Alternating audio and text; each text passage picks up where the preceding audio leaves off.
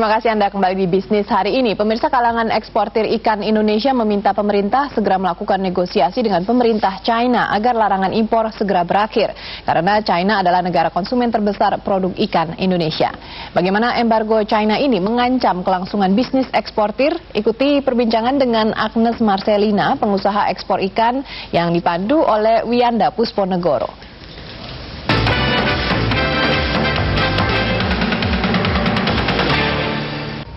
Pemirsa, terima kasih Anda telah bersama dengan kami, dan pemirsa, terkait dengan adanya informasi di website Badan Karantina di Cina yang menyatakan adanya larangan terhadap produk-produk perikanan yang berasal dari Indonesia. Kita sebenarnya ingin tahu apa informasi yang sudah ditangkap oleh para eksportir produk perikanan di Indonesia dan bagaimana respon mereka terhadap informasi pelarangan tersebut. Pada saat ini saya sudah bersama dengan Agnes Marcelina.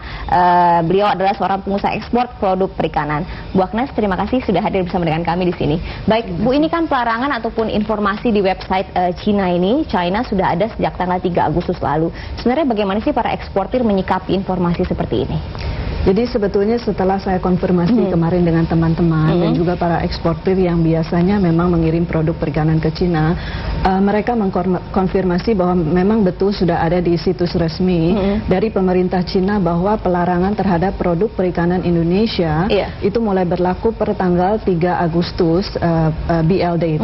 Jadi sesudah tanggal 3 Agustus mereka tidak memperbolehkan barang-barang produk perikanan Indonesia untuk masuk ke sana. Iya. Kemudian di situs sebelum itu tanggal 3 Agustus itu masih harus diperiksa. Jadi apabila memang produknya dianggap layak untuk masuk, diperbolehkan. Tetapi apabila dianggap tidak layak, setelah dilakukan seperti biasa pemeriksaan laboratorium, maka harus dikembalikan atau bahkan dihancurkan. Itu berita yang memang dimusnahkan. Baik. Itu memang kemudian di website ini disebutkan juga tidak, Ibu Agnes, apa sih yang menjadi dasar pelarangan itu dan apa yang dilarang?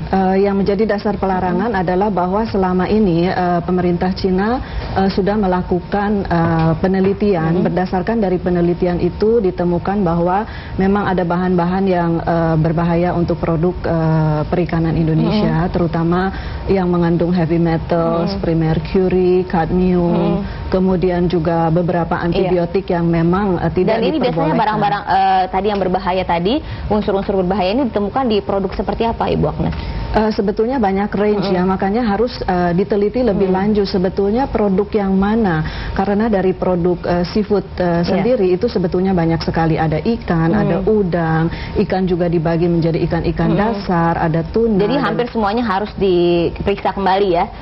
Sesuai dengan peraturan yang mereka tetapkan di situs itu, kelihatannya memang semua produk perikanan Indonesia tidak diperbolehkan masuk. Padahal kita sendiri juga belum mendapat informasi sebetulnya produk apa yang mengandung bahan-bahan berbahaya tersebut. Itu belum ada ya? Itu belum ada. Kemudian dari pihak eksportir sendiri, Bu Agnes, bagaimana sih? Sebenarnya kan ini menghasilkan devisa yang cukup besar ya. Apakah memang selama Ibu berpengalaman sebagai pengusaha eksportir produk perikanan ini, memang sudah pernah ada pengalaman seperti ini atau memang kita kurang standarisasi untuk perbaikan produk? Seperti apa pengalaman? Sebetulnya harus jujur kita akui bahwa kejadian ini bukan merupakan kejadian yang pertama kali.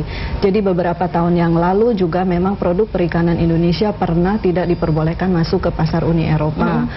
Dianggap karena memang mengandung bahan-bahan antibiotik tertentu. Udang ya pada saat itu ya? Pada saat itu udang. Kemudian baru-baru ini juga penolakan terhadap produk perikanan Indonesia, terutama udang juga ke Jepang. Bahkan ada beberapa kontainer yang dikembalikan. Kemudian bagaimana para importir ini menyikapi dengan adanya tadi posting informasi larangan di website pemerintah China? Tentu ini sangat mengejutkan dan dampaknya sangat negatif sekali ya, terutama bagi eksportir produk perikanan ke Cina, karena dilakukan secara mendadak. Jadi biasanya kalau misalnya memang ada pelarangan, itu ada notifikasi dulu, ada peringatan dulu, sehingga paling tidak para pengusaha sudah tahu apa yang sedang terjadi. Bisa antisipasi. Nah, tetapi dalam hal ini apakah memang peringatan itu ada disampaikan dari pemerintah Cina ke pemerintah Indonesia, mungkin harus diklarifikasi kedua belah pihak.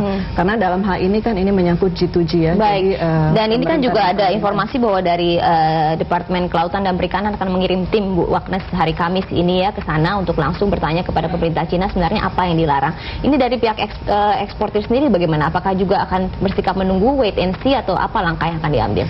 Untuk sementara memang menunggu karena seluruh ekspor untuk ke negara Cina untuk saat ini memang dihentikan sementara. Jadi di stop dulu di ya? stop dulu, itu pun juga atas permintaan dari buyer-buyer di sana karena memang mereka sudah mengkonfirmasi bahwa memang betul pelarangan itu dilakukan oleh pemerintah Cina. Tanggapan Ibu Agnes bagaimana sih dengan ada informasi-informasi pelarangan seperti ini? Apakah memang ini benar-benar menghambat kegiatan ekonomi bagi usaha Ibu? Sangat menghambat ya, karena dengan adanya penolakan bukan hanya dari negara Cina saja sekarang dengan kejadian yang memang sudah pernah terjadi. Menurut saya sekali lagi memang kita harus berbenah diri. Jadi jangan terlena bahwa sudah pasti bagus karena sekarang untuk negara-negara maju terutama seperti Eropa, Amerika, Jepang itu mereka sudah sangat serius memperhatikan keamanan pangan yang akan dikonsumsi oleh warga negara mereka, dan juga yang menjadi kehati-hatian kita semua bahwa sekarang bukan hanya Cina saja tetapi Korea, Taiwan, Australia sekarang sudah mulai mengarah ke situ bahwa mereka sekarang sudah memperhatikan barang-barang yang masuk dari Indonesia apakah memang mutu dan ini juga menjadi hak dari mereka untuk melindungi konsumen di negara mereka ya. Jadi menuju ke standarisasi internasional.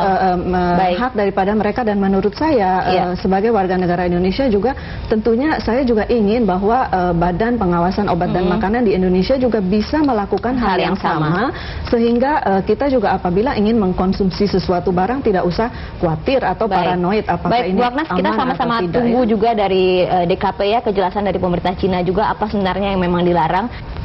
Dan pemirsa, demikianlah Agnes Marcelina, maksud kami seorang pengusaha eksportir produk-produk perikanan. Terima kasih Anda sudah bersama dengan kami.